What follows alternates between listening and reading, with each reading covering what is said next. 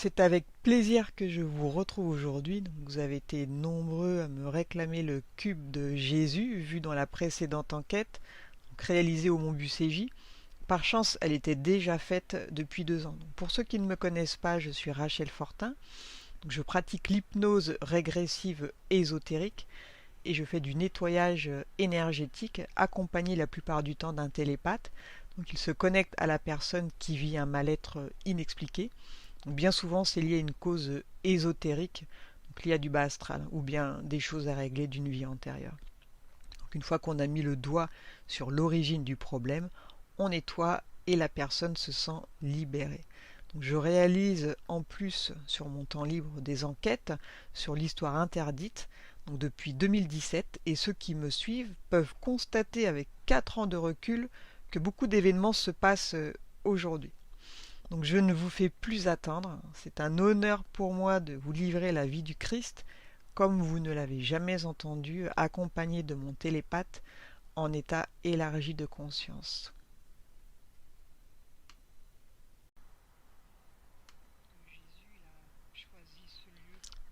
Pourquoi Jésus a choisi ce lieu de naissance? Pourquoi est-ce qu'il est arrivé là, dans cette étable? Pourquoi pas ailleurs? Qu'est-ce qui l'a attiré? Pourquoi cette région, ce pays? C'est le centre le plus hautement tellurique de la Terre. On l'appelle la Terre Sainte. À vol d'oiseau, c'est à 8,4 km au sud du centre de Jérusalem.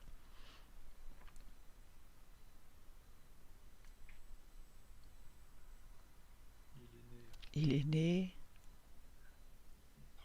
à une trentaine de mètres à l'est de ce qu'on appelle aujourd'hui l'église de la Nativité. On appelait ce lieu Bethléem. Et Jésus est une conception de la source.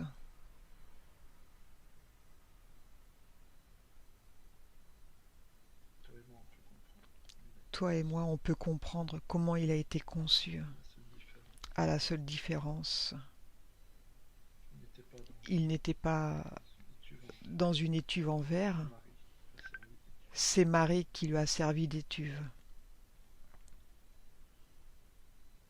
Comment est-ce qu'il était enfant lorsqu'il a grandi? Est-ce qu'il avait des capacités? Est-ce qu'il était différent ou bien il se mêlait à tous les autres enfants? Je dois dire qu'il n'est pas né en l'an 0. Il est né en l'an -8. Quand on croit qu'il est né, il avait déjà 8 ans. Pourquoi, pourquoi est-ce que sa naissance n'est pas la bonne? Il y a une raison particulière? Oui, les multiples traductions des livres ont fini par faire des erreurs. Déjà qu'il mentait en plus. Et les lieux ont légèrement changé. Ce qu'on appelle aujourd'hui Nazareth était Bethléem, et ce qu'on appelle Bethléem est Nazareth. Donc ça a été inversé.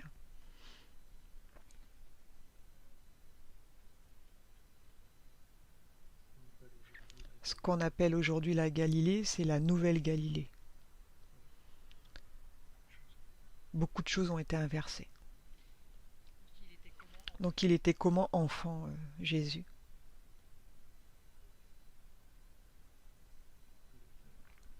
Il était très proche de Marie et de Joseph.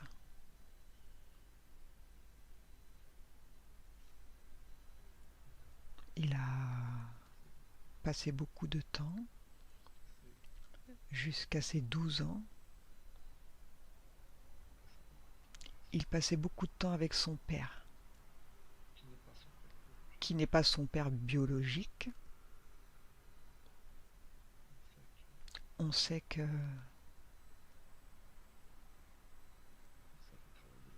il savait travailler le bois aussi bien que son père. Il dit aussi qu'il s'est enfui à un moment, il a fait une fugue.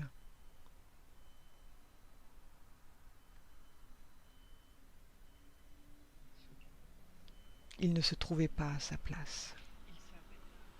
Il savait qui il était à ce moment-là, ou bien il l'a découvert au fur et à mesure. Il l'a su très tôt. Il est né dans le Nazareth. Il a fait sa petite enfance dans le Nazareth actuel.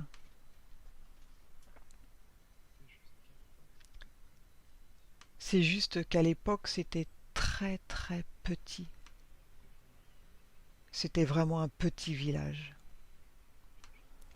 Et par rapport à sa couleur de peau, est-ce qu'il était seul à être noir comme lui ou il y en avait d'autres dans le village? Il était le seul. Et comment réagissaient les autres? Il savait que les noirs existaient.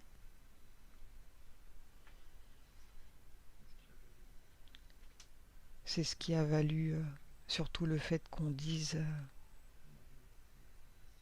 que Marie a été inséminée, puisque Joseph était blanc, et comme Marie n'avait jamais vu de noir, ça n'a fait qu'appuyer le fait qu'elle a été inséminée.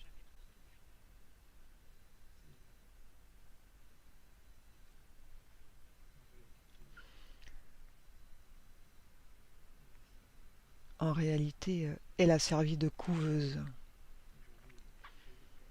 Aujourd'hui, on crée des corps comme ça dans des couveuses artificielles. Donc ça aurait été l'incompréhension à l'époque. Donc Marie a été la couveuse. Donc pourquoi il a choisi de s'incarner dans un corps noir? Qu'est-ce qui a motivé son choix? Il n'a pas choisi. Il a accepté. Il dit que cette différence devait rappeler l'égalité entre tous. Comment étaient considérés les Noirs à cette époque-là précisément? Ils étaient connus, mais pas mal considérés. Ils n'étaient pas encore persécutés à cette époque. Pas du tout.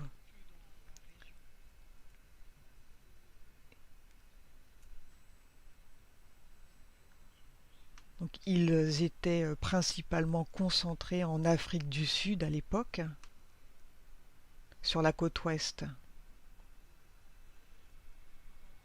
Donc en grandissant, est-ce que lui-même avait des dons en particulier plus jeune? Oui. Lesquels? Il faisait léviter beaucoup de choses. Il aidait beaucoup son père. Parfois quand il a réparé des toits, quand il avait une dizaine d'années, il levait des poutres extrêmement lourdes.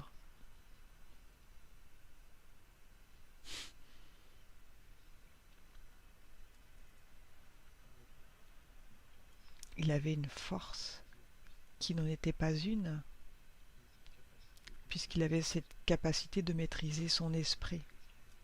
Son esprit maîtrise la matière, comme Jésus maîtrisait la matière.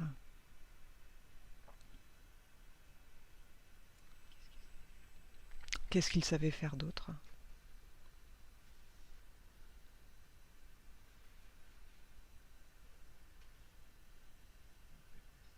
Il était considéré comme un guérisseur.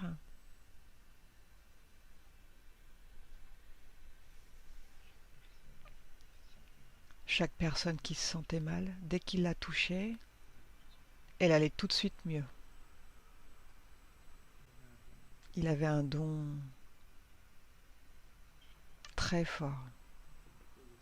Le fait d'imposer sa main sur une plaie, ça cicatrise extrêmement vite. Quelqu'un qui avait un organe malade posait sa main Il s'asseyait près de la personne, se mettait à méditer. Il lui disait, tu peux y aller. La personne était soignée.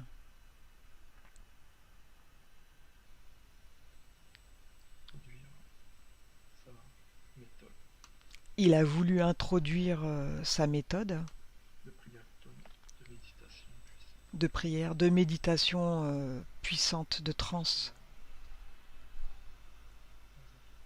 justement aux Africains. Il a passé 4 années en Afrique.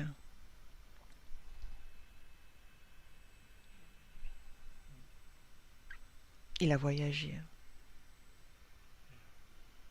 Et il y a eu des croyances très puissantes qui sont restées là-bas. Quand les Portugais sont arrivés les premiers sur le continent africain, aux alentours du XVe siècle, alors qu'ils s'étaient alliés avec les conquistadors pour envahir l'Amérique centrale et du Sud, les Portugais étaient le plus grand empire au monde à l'époque. Ils avaient colonisé tout le sud de l'Afrique. Et beaucoup racontaient que le Christ était noir. Il était venu rejoindre les siens pour leur expliquer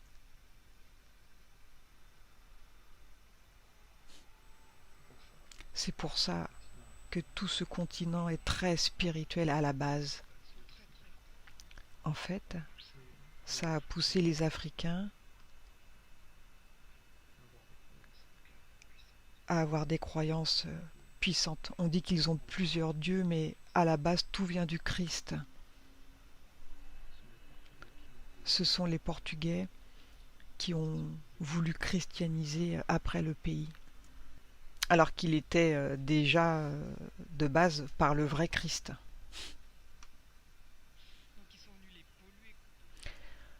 Est-ce qu'on peut faire appel à Jésus dans les prières de guérison?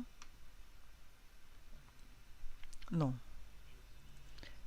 Jésus, c'est la source. C'est pas qu'on peut pas faire appel à lui, c'est que Jésus est l'essence même de la source. Faites appel à la source si vous voulez de l'aide.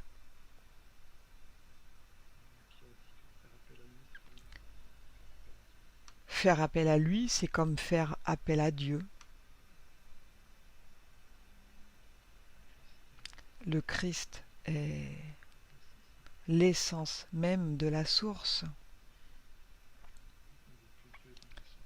Quand on dit que Dieu donne à son Fils, c'est la source.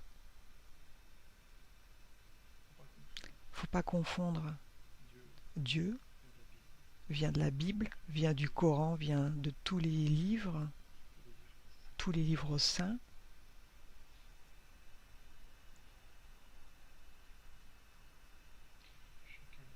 Chacun est en droit de croire qu'il y a Dieu à partir du moment où ça les enrichit, mais pas de prier tel quel. Il était très difficile à comprendre. Qu'est-ce que l'énergie christique? C'est la puissance de la source. Rien d'autre. Qu'est-ce qu'elle a de plus que les autres énergies? Elle n'a rien de plus. C'est juste notre force intérieure. Croire en quelque chose. Quand on rentre dans une église et qu'on prie le Christ, quelque part, on prie à l'intérieur de soi-même.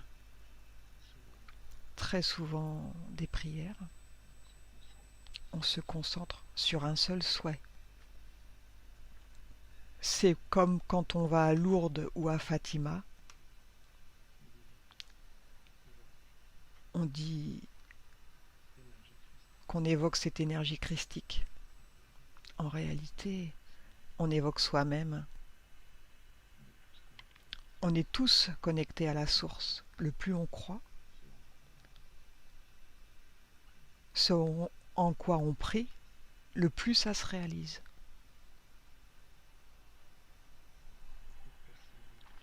Beaucoup de personnes l'ont compris ça. De plus en plus le comprendront. Et ça marche. Si on fait des groupes de personnes, on se met tous à penser très fort, à penser à des choses avec la même intention, les choses se réalisent. Comme les groupes de guérison, par exemple. Oui. C'est inexplicable, mais c'est ainsi. La source entend plus des intentions que des prières. Les intentions sont bien plus fortes que des prières. On a souvent accès à la prière quand on n'a plus de solution. Ce n'est pas comme ça qu'il faut agir. Il faut prendre soin de son soi intérieur et supérieur tous les jours. Il ne faut pas attendre d'être le dos au mur pour faire les prières. Ceux qui ont compris ça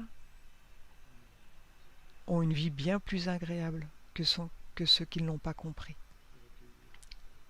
Se recueillir auprès de Dieu, dos au mur, ça n'a pas une efficacité extrême.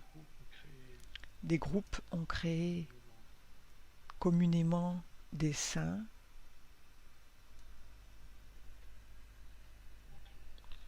entre eux, ils se sont mis à 30 ou 40 jusqu'à 100 personnes pour créer comme des petits dieux internes à leur groupe pour souhaiter la guérison de telle ou telle autre personne. Les intentions étaient tellement fortes que ça s'est réellement passé. Ils n'ont pas créé de Dieu en réalité. C'est juste la puissance de leur intention commune. Les gens ont tendance à confondre tout ce qui est intention et prière. La prière est une invention de l'homme. L'intention est la méditation. Rentrer chez soi, prendre le temps d'être en contact avec soi-même est bien plus puissant que de rentrer dans un lieu saint et tenter la prière. La prière n'est pas inutile, loin de là. Mais la prière n'est pas un pansement. Et les gens prennent la prière comme un pansement éthérique. Ce n'est pas un remède miracle. Il n'y a pas besoin d'être en transe. L'intention est la méditation. Rentrer chez soi, prendre le temps d'être en contact avec soi-même est bien plus puissant que de rentrer dans un lieu saint et tenter la prière. Donc la méditation, oui. La prière n'est pas inutile, loin de là. Mais la prière n'est pas un pansement. Et les gens prennent la prière comme un pansement. C'est pas un pansement éthérique. C'est pas un remède miracle. Il n'a pas besoin d'être en transe. Prendre du temps pour soi. Quelques minutes par jour. C'est ça qu'il nous a apporté le Christ. Prendre soin de son esprit, pas que de son corps. Et pourquoi est-ce que ce qu'il est venu prêcher a été déformé? De quoi avaient peur ceux qui ont déformé sa parole? Que la terre reprenne des vibrations hautes. Tout est vibration ici.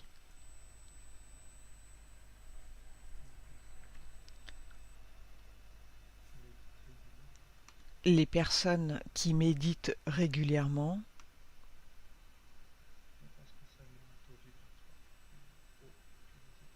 n'ont pas un taux vibratoire spécialement plus haut que les autres, mais ils ont une constance. Et cette intensité vibratoire, elle fait bien plus mal qu'un taux vibratoire haut. Un bon méditant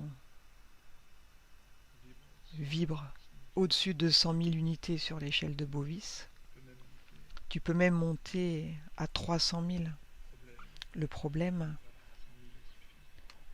n'est pas là. 100 000 est suffisant. C'est pas un concours à celui qui va le plus haut.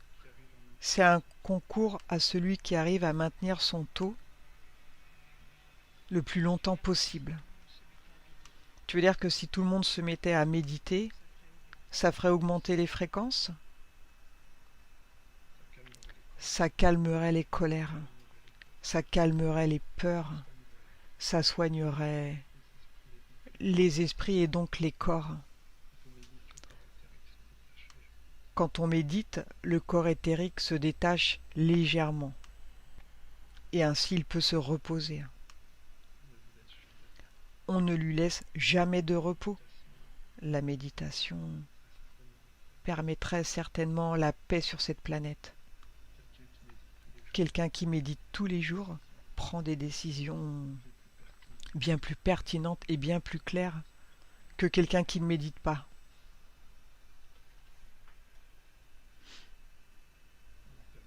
On a perdu tout cet art d'être un méditant. Pourquoi est-ce que les personnes qui s'adressent à lui, donc lorsqu'elles prient, bien souvent elles se connectent à des énergies dites négatives? Que se cache-t-il vraiment derrière les prières? L'humain a été conditionné par la Bible quand on parle du Christ. Cette Bible est en grande partie fausse. Cette Bible canalise les énergies, pas forcément dans le bon sens. Une personne qui prie pour elle-même arrive à s'en sortir. Les personnes qui ont canalisé des énergies se font souvent avoir. Il ne faut pas prendre à la lettre ce qu'il y a sur la Bible. La Bible n'a pas été écrite par ses apôtres. Jésus n'avait pas d'apôtres.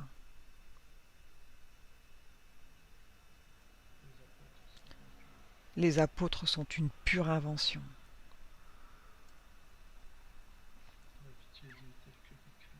La vie de Jésus telle que décrite est décrite pour canaliser l'homme.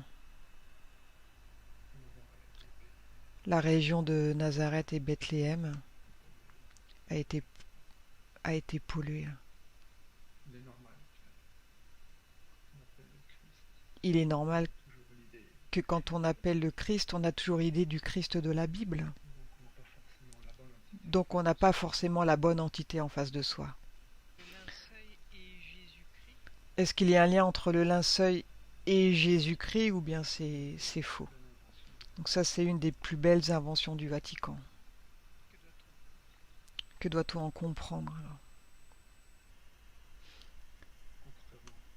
Il n'y a qu'un point qui est assez réel sur la Bible. Contrairement à ce que dit le Coran, Jésus a bien été crucifié. Il y a bien eu des compagnons qui ont été crucifiés avec lui. Mais il n'a pas été dans ce tombeau qu'on lui attribue. Il n'y a jamais eu de linceul sur lui. Jamais. Donc ce tombeau à Jérusalem, il n'est pas dedans.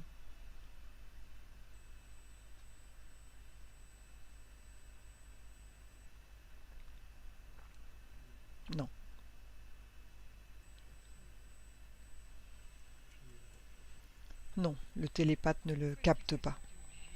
Pourquoi est-ce qu'il s'est senti obligé de faire le tour du monde, Jésus? Qu'est-ce qui l'a poussé? Qui a dit qu'il a fait vraiment le tour du monde? C'est une question. Il a fait l'Afrique au sud, toute l'Égypte. Il a fait un périple jusqu'à Fatima. Comment est-ce qu'il a choisi ces lieux, lui? Il les avait sous forme de flash. Une grande partie de la vie du Christ est inconnue, il n'a fait que voyager. Il a eu la chance de voyager aussi sur un plan éthérique. Jésus se détachait totalement de son corps physique, donc il faisait des sorties de corps.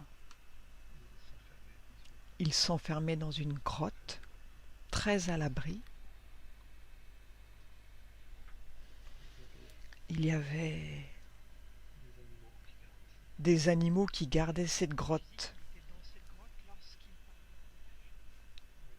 Donc son corps physique était dans cette grotte lorsqu'il partait en voyage éthérique.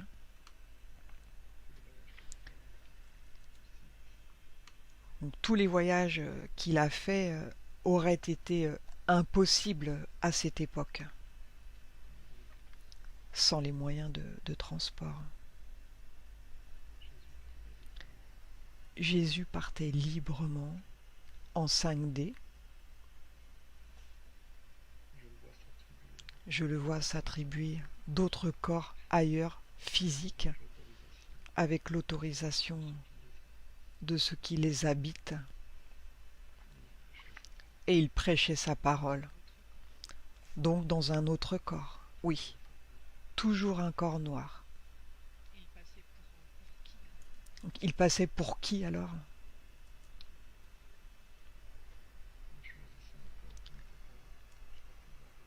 Il choisissait un corps qui n'était pas tout à fait de la région. Donc il y allait pour rester incognito et il se faisait appeler Jésus. Yeshua, exactement. Est-ce qu'il a réellement rencontré Bouddha, Jésus? Non.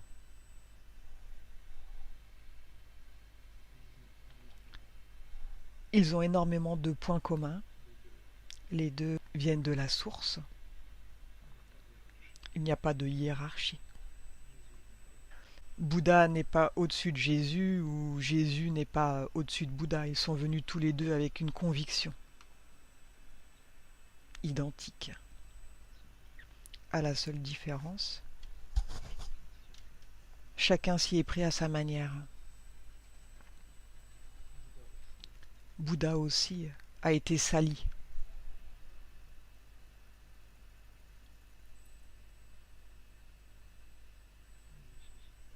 Ils ne se sont pas croisés. Donc ils étaient tous les deux là pour prêcher la méditation, donc. Oui. Bouddha a presque mieux réussi sur un plan physique que Jésus. Bouddha s'est entouré de bonnes personnes. Yeshua a voulu rester seul. C'était son choix. Il y a toujours un risque à méditer en communauté. C'est pour ça que Yeshua a toujours voulu rester seul. Par contre, Bouddha, jusqu'au début du XXe siècle, avait très bien réussi sa mission. La méditation est très puissante dans tout le continent indien, même si elle se perd aujourd'hui. Est-ce qu'il a visité en Alexandrie la bibliothèque, Jésus? Est-ce qu'il est allé jusque-là? De manière dématérialisée, oui. En sortie de corps, oui. Il y est allé de manière dématérialisée et a semé la panique. Il y avait des livres mensongers au sujet de l'humanité. Il a fait voler des livres seul. Tout le monde a été pris de panique. La bibliothèque a été vidée. Pendant des années, elle n'a plus été consultée. Tu veux dire que tous les livres mensongers, lui, il les faisait voltiger. Il les a sortis de la bibliothèque. Oui.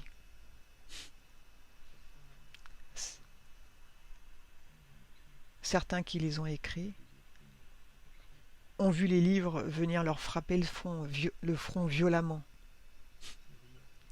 Ces rumeurs ont fait le tour de la Terre. Tout le monde le savait. Pendant quelques années, la bibliothèque était fermée et considérée hantée. Pas de manière volontaire, mais il y a eu un incendie. Bien après.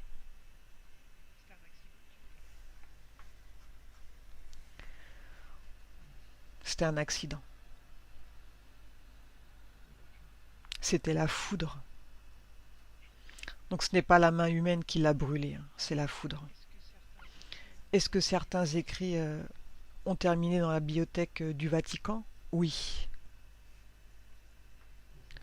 Tous les faux écrits ont terminé au Vatican.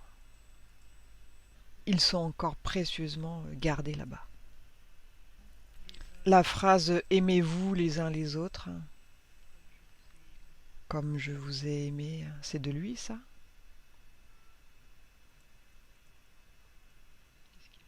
Non, elle est déformée.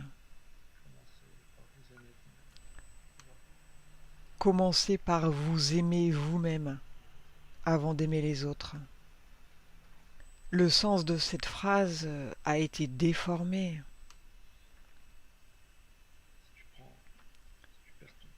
Si tu perds ton temps à aimer ton voisin et tu ne prends pas soin de toi,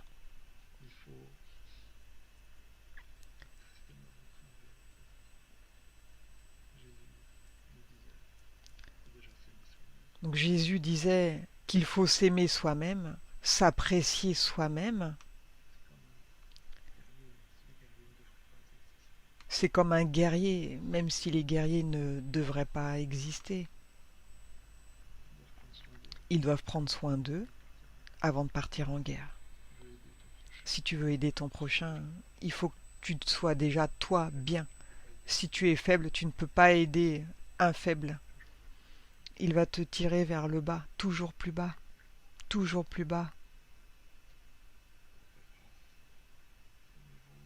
La vraie phrase, c'est aimez-vous vous-même avant d'aimer les autres.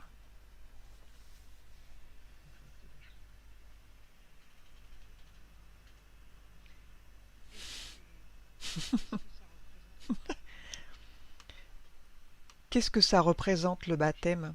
Est-ce que c'est une bonne chose ou pas de baptiser son enfant? Ça dépend le sens qu'on lui donne. Les personnes qui ont réellement la foi ne font rien de mal.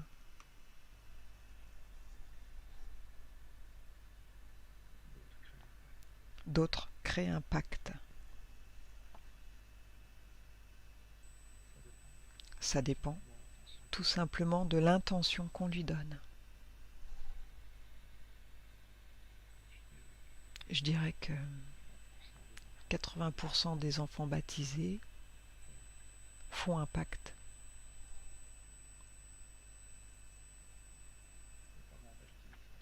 Les parents baptisent d'une manière automatique, machinale. Ils ne se posent même pas la question de la religion, ils ne se la posent plus.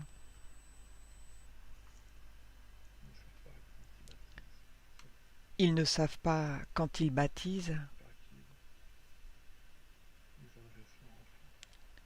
ils agressent leur enfant.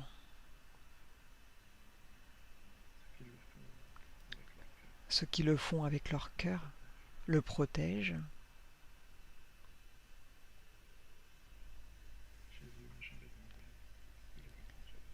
Jésus n'a jamais demandé à ce que les enfants soient baptisés.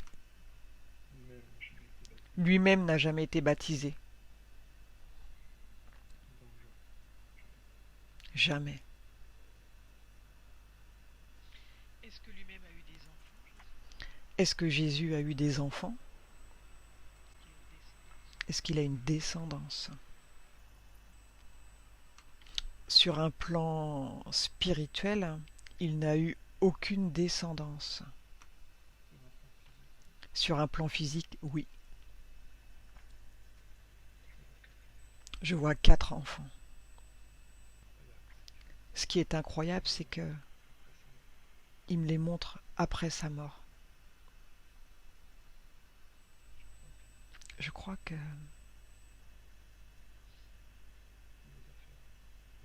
il les a fait après sa mort. On dirait que Jésus a été reconstruit après sa mort. Donc Jésus a eu 4 enfants avec Marie-Madeleine. Marie-Madeleine qui était divine de base.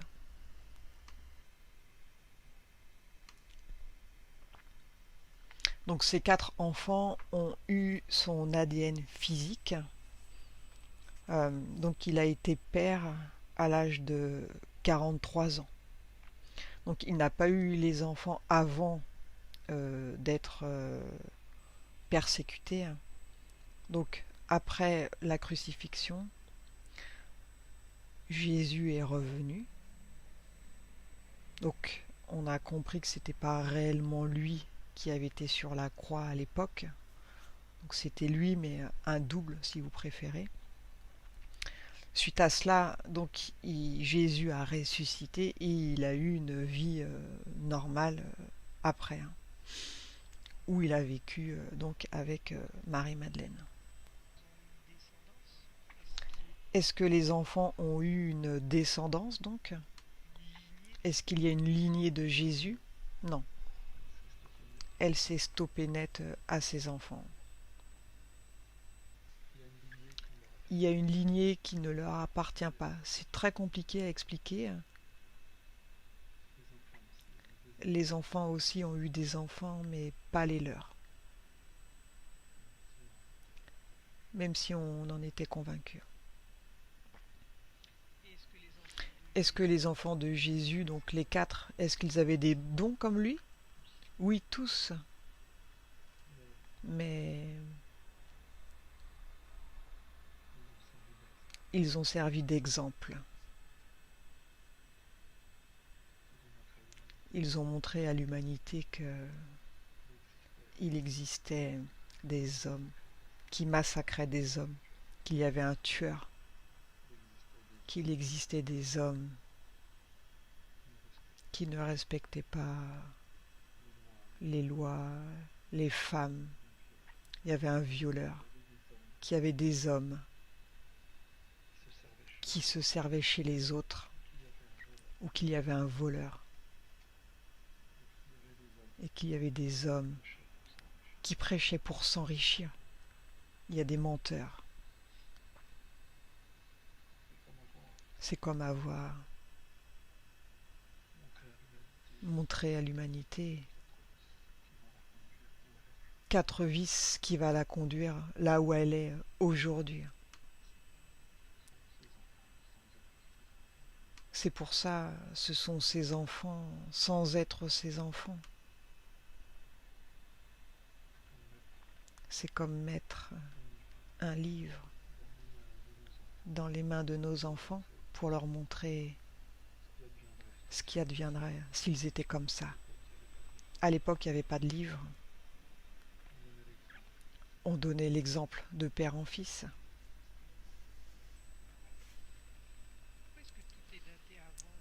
pourquoi est-ce que tout est daté avant ou après Jésus? Pourquoi est-ce que tout est daté après ou avant Jésus-Christ? Pourquoi est-ce qu'on a commencé cette date pour commencer notre calendrier? Parce que C'était le début de la nouvelle ère pour Anu. Sa domination sur le monde entier allait commencer. La création des religions monothéistes,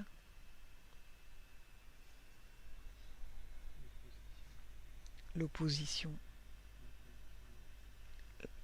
maintenir toujours leur position, diviser pour mieux régner. 2000 ans après, c'est toujours d'actualité. Mais à nous, il est là depuis plus de 5000 ans. Oui. Au départ, c'était très difficile de venir s'imposer.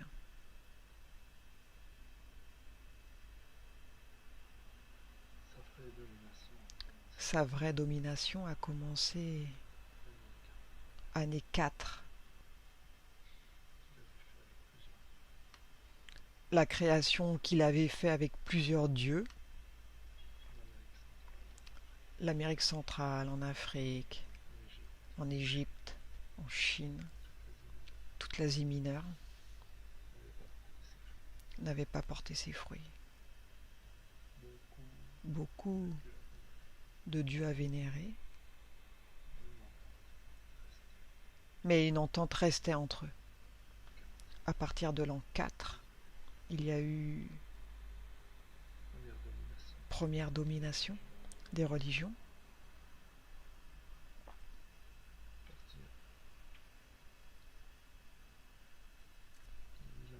À partir de 1000 ans à peu près,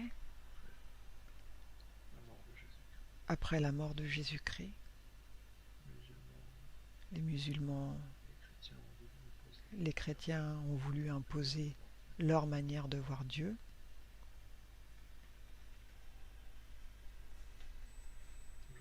Aujourd'hui, Anu a gagné. Le monde est séparé. De religions, de cultures. De très bonnes choses chez les uns et chez les autres. De très mauvaises chez les uns, chez les autres.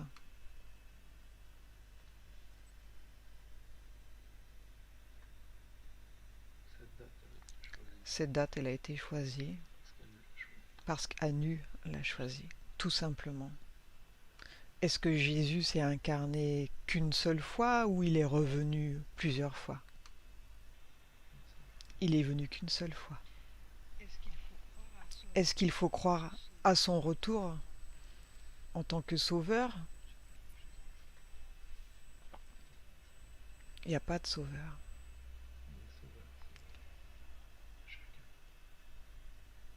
Les sauveurs, c'est chacun. Il faut arrêter d'attendre un sauveur. Il est justement venu nous montrer que c'était en nous.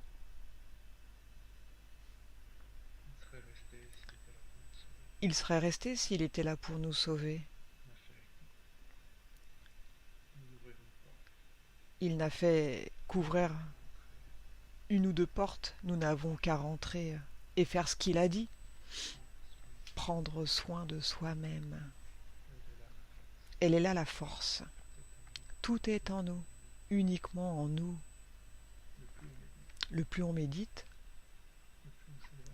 le plus on s'éloigne de la matière.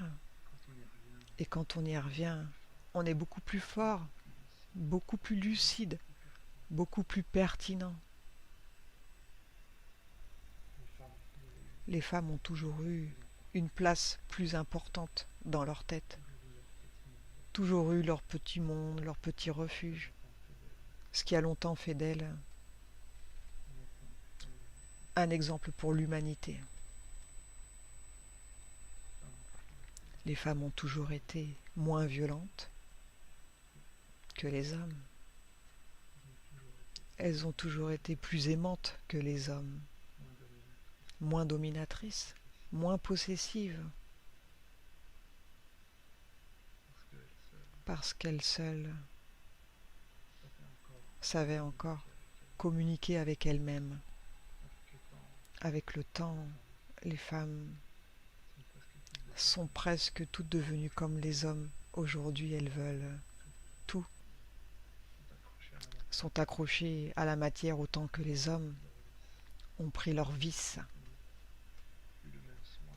ne prennent plus le même soin pour leur esprit. On peut en conclure que la Bible et le Nouveau Testament, tout est faux. Je serais un menteur de dire que tout est faux. Alors, à combien de pourcentage c'est vrai?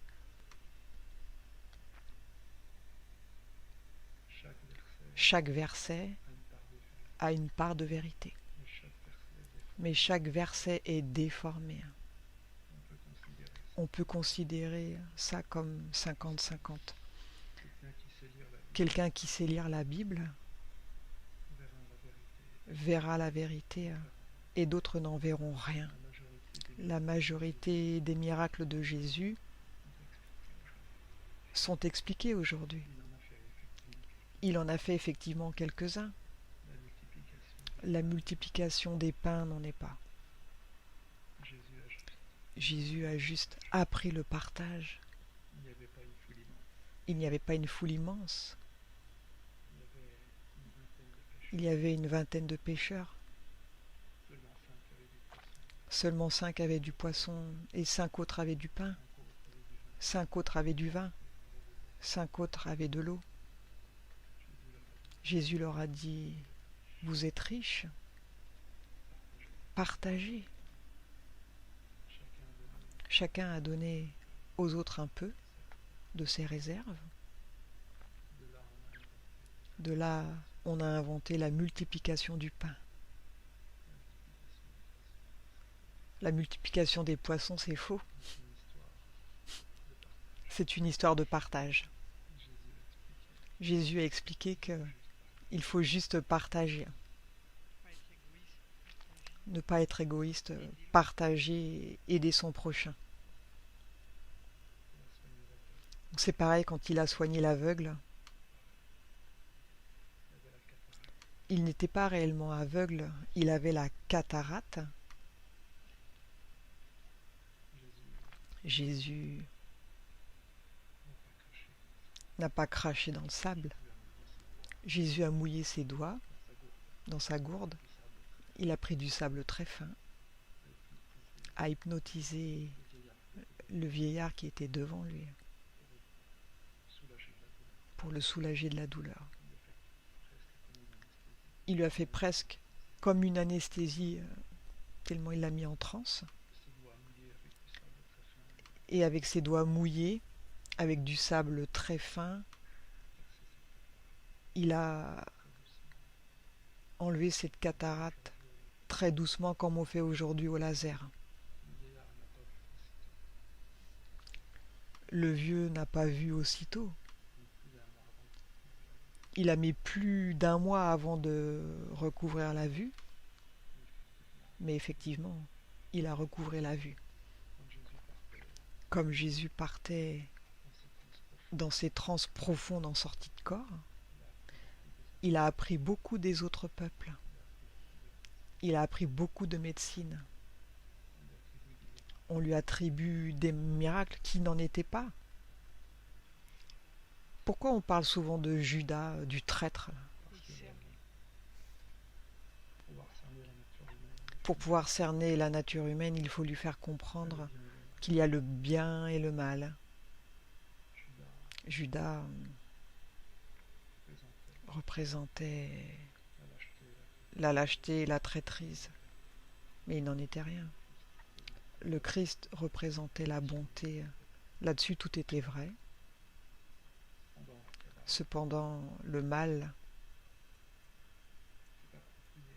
s'est approprié la place de Jésus et il a mis le reste à la place de Judas.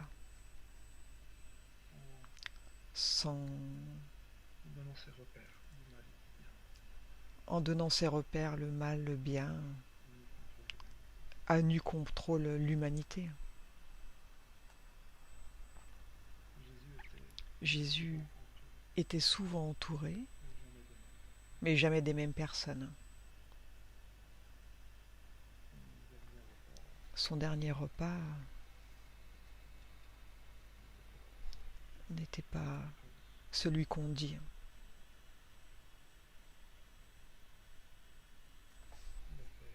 Il a fait, encore une fois, du partage, avec beaucoup de monde.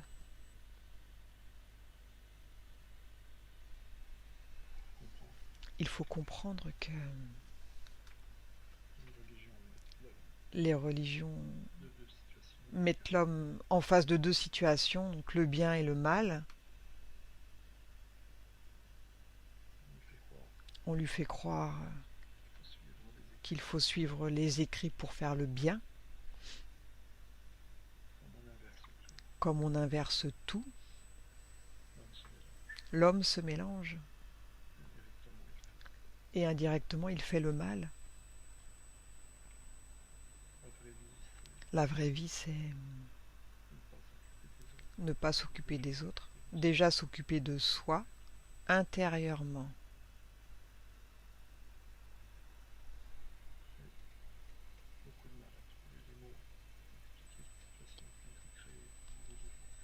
J'ai beaucoup de mal à trouver les mots pour expliquer le mal qu'ils ont fait, pour expliquer les livres saints. Est-ce que Jésus avait des passions?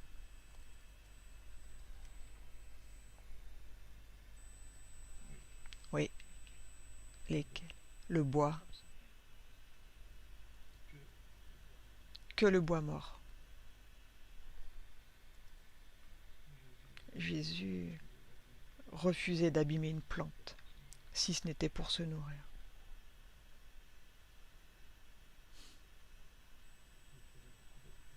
Il faisait beaucoup d'objets en bois, que du bois récupéré. Donc il sculptait des sabots, des chandeliers, plein de petites choses, des manches pour les outils. Il faisait des quilles en bois, plein de choses. Sur le plan physique, c'était sa vraie passion. Autrement, il aimait se réfugier. Il sculptait très très bien, il faisait des figurines, des personnages. Et lorsqu'il allait dans sa grotte méditer, il restait combien de temps? C'était un peu comme une hibernation. Est-ce qu'il restait quelques heures, une journée, plusieurs jours? À peine 2 heures il restait. Il ne pouvait pas sortir trop longtemps de son corps.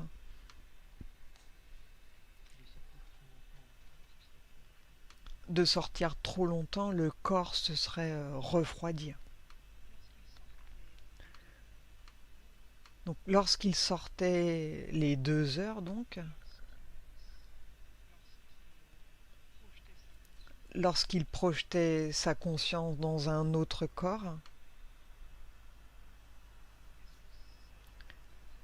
est-ce que ça durait 2 heures aussi, le temps de sa sortie de corps? Ou bien ça pouvait durer plus longtemps de l'autre côté? En, en réalité, il n'y a pas de temps. Sur un plan physique, les rares personnes comme sa mère qui savaient qu'il allait dans la grotte savaient qu'il partait pour 2 heures. Mais lui, il partait une vie entière presque. Ces 2 heures pouvaient représenter des informations sur plusieurs années dans un lieu. Donc c'est pas le même espace-temps, non. En réalité, il allait très souvent dans le passé, quelques années avant, dans plusieurs sites, et en 2 heures, il faisait une vie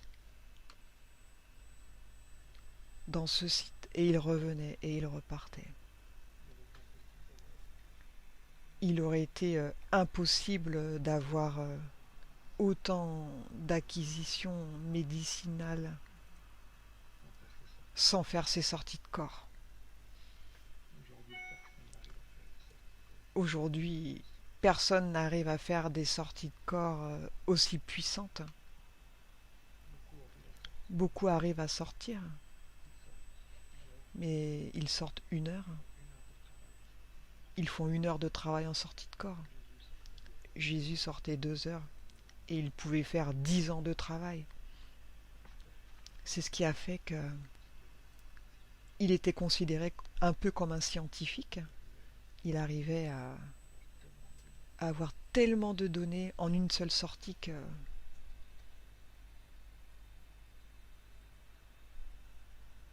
c'était ainsi.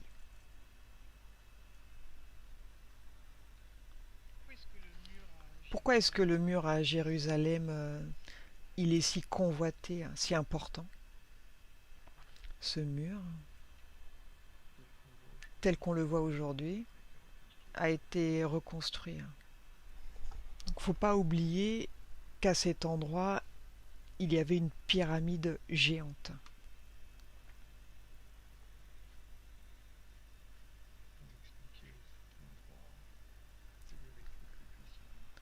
Comme expliqué, c'est l'endroit tellurique le plus puissant au monde. Donc certaines communautés religieuses se sont appropriées ce lieu. Tout le monde le veut, sauf qu'il n'appartient à personne. Il était là bien avant Jésus-Christ. Ceux qui en ont pris le plus grand soin étaient les Atlantes. Il est le centre névralgique de ce qu'on appelle la Terre.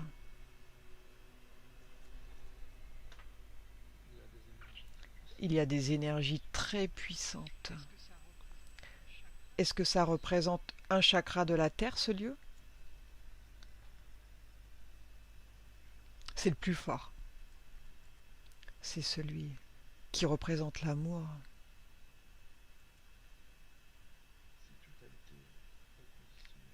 Si tout a été reconditionné pour ne pas lui permettre de s'échapper. L'amour, c'est prendre soin de soi-même d'abord.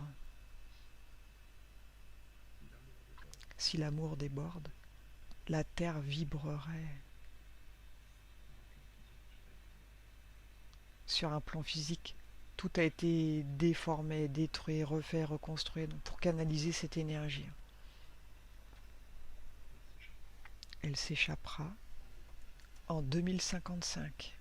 Quoi qu'il arrive, cette énergie sortira. Donc, tu veux dire que pour l'instant, cette énergie, elle est conditionnée. Elle est empêchée. Il pense, je parle, quand je dis il, c'est le mal, pense qu'elle est conditionnée. Mais elle sortira.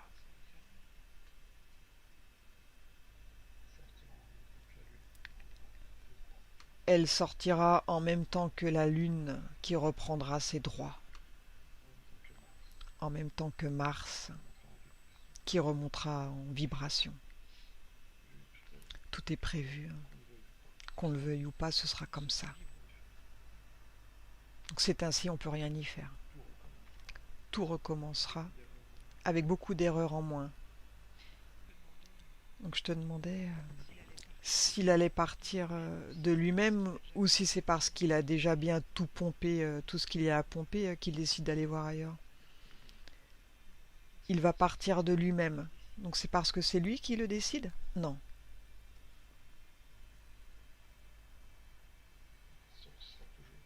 La source sera toujours en guerre avec le mal.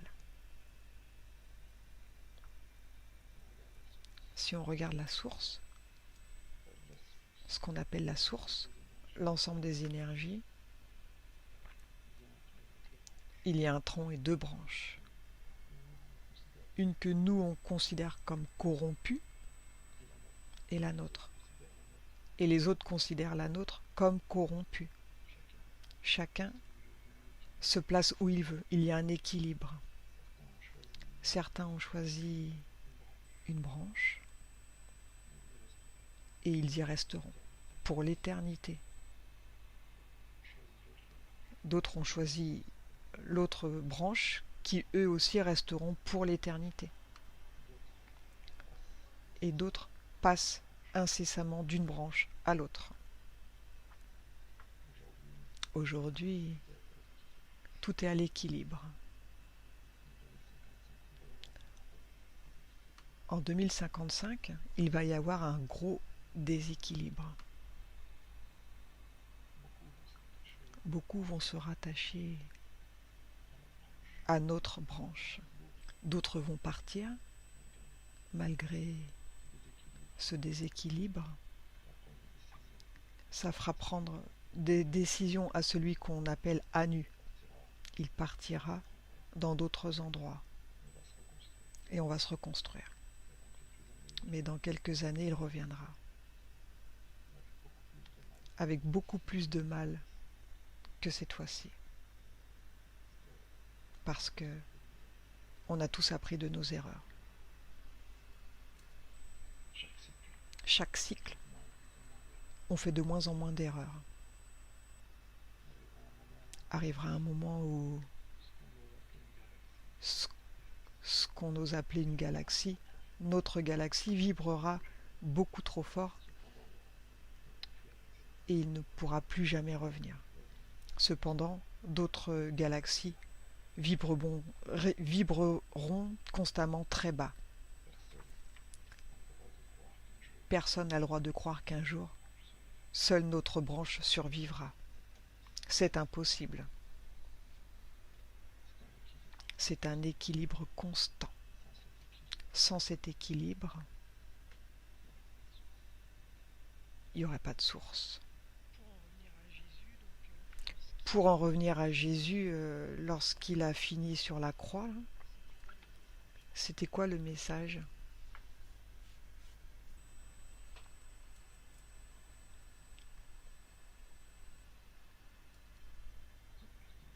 Une partie de la Bible, cette partie particulièrement respire beaucoup de liberté. C'est que rien ne se termine. Qu'on sache qu'on est de passage ici. Qu'on peut choisir d'y revenir autant de fois qu'on en a envie. Il n'y a pas de limite.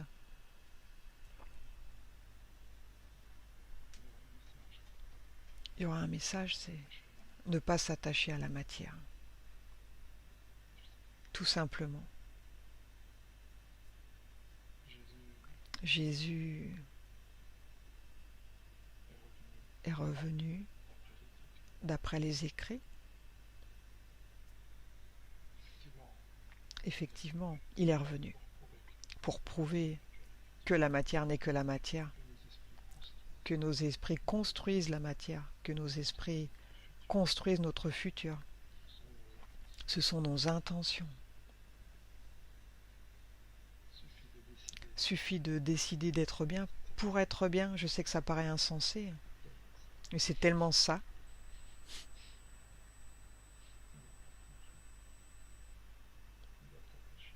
Donc on n'a pas compris qu'on doit s'attacher à soi-même avant de s'attacher aux autres.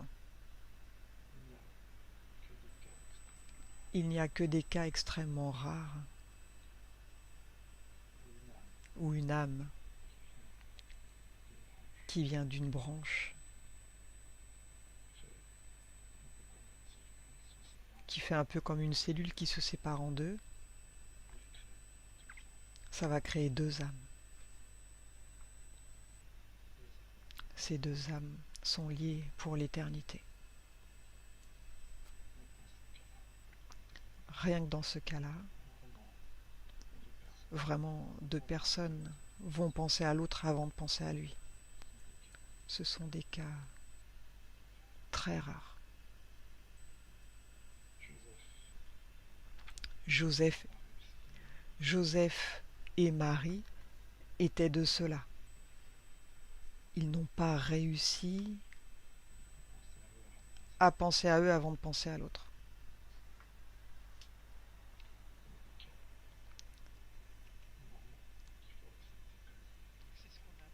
Donc c'est ce qu'on appelle un couple divin.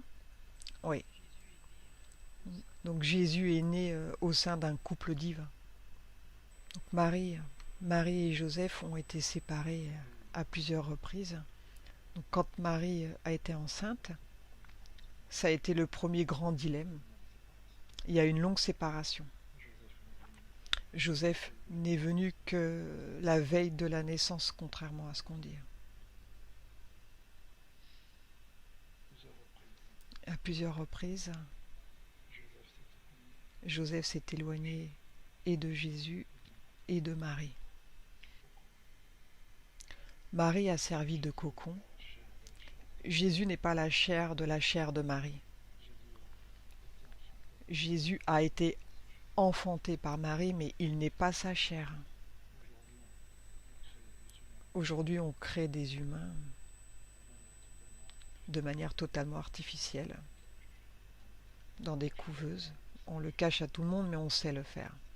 Donc à cette époque, Marie a été une mère porteuse, quoi. Mais en aucun cas, Jésus était son enfant.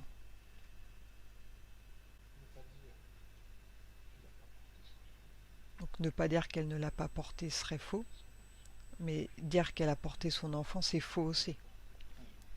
Elle a porté... il n'a pas son ADN. On arrive à la fin de cette première partie sur la vie de Jésus.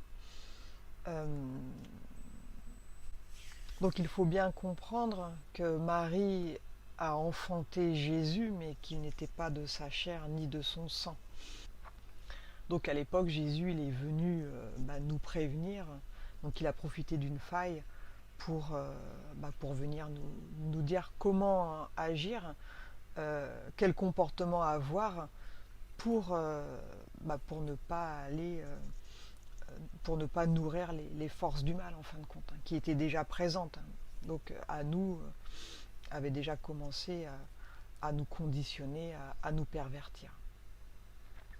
Donc il y aura une suite qui va être faite. Donc il y a une autre enquête. Enfin, j'avais fait à l'époque la séance avec quelqu'un et on avait abordé le sujet de Jésus.